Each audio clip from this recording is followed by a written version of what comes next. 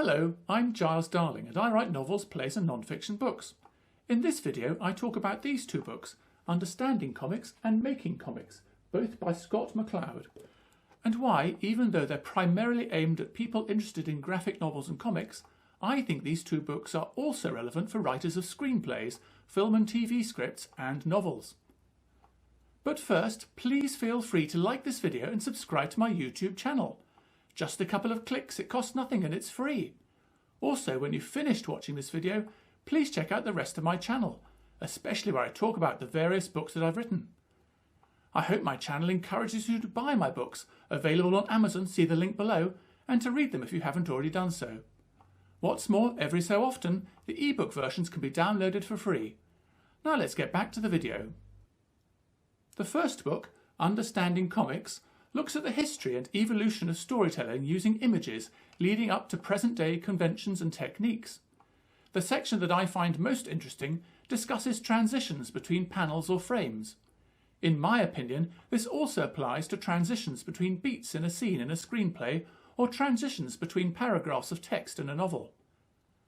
Types of transition include moment to moment, for example setting the scene, action to action, for example showing the consequences, subject to subject, for example interactions between many characters, and scene to scene, for example a montage representing the passage of time.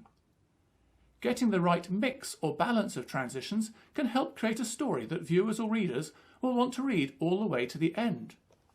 The second book, Making Comics, looks at how to create your own graphic novels or comics, including transitions again, as well as drawing style, character design, and world building. The section of this book that I find most interesting discusses what your characters look like, for example their clothing or body shape, and how they display emotion, particularly in their faces. The book contains many useful drawings showing facial expressions, how they change with intensity, and how primary emotions can be combined to create further facial expressions. For example, joy combined with surprise equals amazement. In my opinion, this can help a writer show instead of tell. So instead of writing, "She was surprised when she opened the box," you could write, "Her eyes opened wide when she opened the box," although maybe that's a cliché. Finally, here are some images from the two books. Even if you're not interested in writing, much of the artwork is impressive just to look at.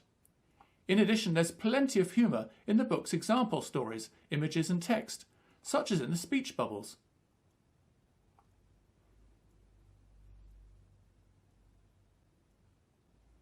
In summary, I think that Understanding Comics and Making Comics, both by Scott McCloud, are not only excellent books for people interested in graphic novels and comics, but also potentially useful tools for writers of novels, scripts and screenplays, particularly if, like me, they visualise their stories as part of the writing process. Please feel free to add your own thoughts or experiences of these books in the comments section below.